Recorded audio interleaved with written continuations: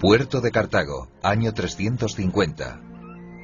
Una madre desolada ve zarpar la nave en que se aleja rumbo a Roma su hijo mayor. No ha logrado acompañarle y llora. Ese hijo le hace sufrir desde que regresó de sus estudios de retórica y latín. Lleva una vida egoísta, busca fama y placeres mundanos. Ha abandonado la fe y ahora, con engaños, se ha ido dejándola a ella atrás. Esa madre no se arredra. Al año siguiente, embarcará sola hacia Italia por un mar infestado de piratas. Luego, proseguirá el viaje hasta Milán. Allí, al fin, se reunirá con su hijo, y el obispo de la ciudad la consolará de sus lágrimas y desvelos. Sus oraciones no se perdieron. Su hijo no solo volverá a la fe, llegará a ser uno de los más grandes padres de la Iglesia. Sus obras impulsarán la filosofía y la teología. Será un pilar de la cultura occidental. Aquel joven extraviado de Cartago sería el San Agustín de Hipona. Y su madre, Santa Mónica, será la intercesora de quienes rezan por la conversión de hijos y esposos. La conversión de Agustín fue un camino arduo, largos años de tropiezos y de incansable búsqueda de la verdad. En un libro apasionante, él mismo nos revela su asombroso periplo. Se titula Las Confesiones. Las Confesiones es un libro extraordinario. En él se pone al lector cara a cara con Cristo. Tienes que rechazarlo explícitamente o aceptarlo plenamente, pero no puedes hacer caso omiso de él. Es un extraordinario viaje de un alma, y cuando ves la búsqueda de San Agustín, cómo él se mueve a través de su vida de pecado hacia la gracia, te sientes movido a hacer lo mismo. Ese viaje también es un viaje intelectual. Se siente impulsado a lo largo de su vida a comprender y encontrar la verdad. Así que adopta una filosofía y la rechaza, y luego otra y la rechaza. Pero él siempre está buscando la verdad. Por último, llega a comprender que la verdad es Jesucristo. La primera semilla de la verdad la recibió Agustín en su infancia. Por deseo de su madre, fue inscrito entre los catecúmenos nada más nacer. Su padre, Patricio, era pagano. No se preocupaba por su alma y se regodeaba en los deslices, fruto de su pasión de adolescente. Se arrepentirá después. También él encontrará la fe y se bautizará en el lecho de muerte. Patricio se preocupó, en cambio, por la instrucción de su hijo. Gastaba en Agustín más de lo que se podía permitir. Le envió a estudiar con los mejores profesores. Fue a Cartago a los 16 años para estudiar retórica y dijo que cuando él llegó a Cartago se vio a sí mismo inmerso en un ambiente de lujuria.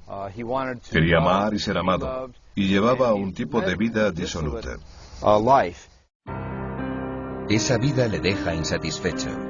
En medio de la zozobra, prosigue su búsqueda intelectual.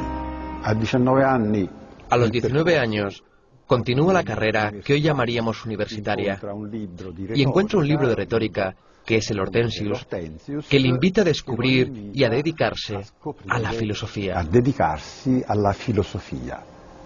Es un libro importante de la antigüedad, el Hortensius, porque Agustín descubre en él el amor a la filosofía.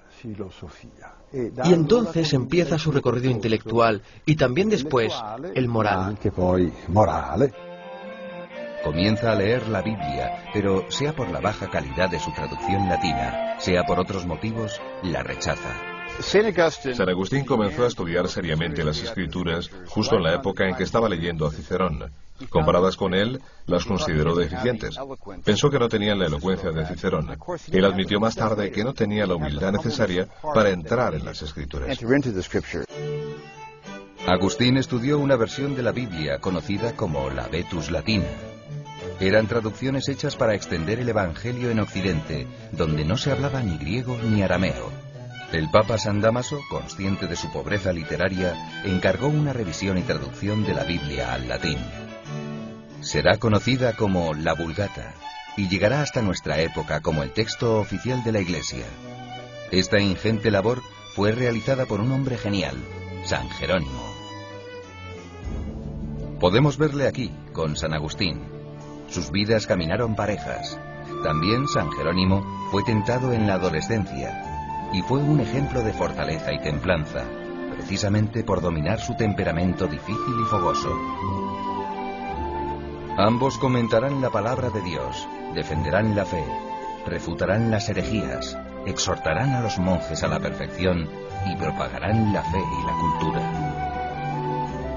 Por estos méritos serán venerados entre los 4 grandes doctores de Occidente. Aquí vemos a Jerónimo y Agustín junto al Papa San Gregorio Magno y a San Ambrosio, obispo de Milán. San Ambrosio conoce a Agustín en Milán cuando tenía 30 años. Pero, ¿por qué había ido allí? Al parecer, las cosas no le iban bien en Roma. No se ganaba la vida con sus clases. En Roma era escuchado, sí, pero los estudiantes, cuando llegaba el momento de pagarle las lecciones, se iban. Y así él se había quedado sin dinero. Entonces, él reanuda sus relaciones con personajes que tenían influencia en la burocracia estatal y le ayudan a ganar la cátedra de retórica en Milán.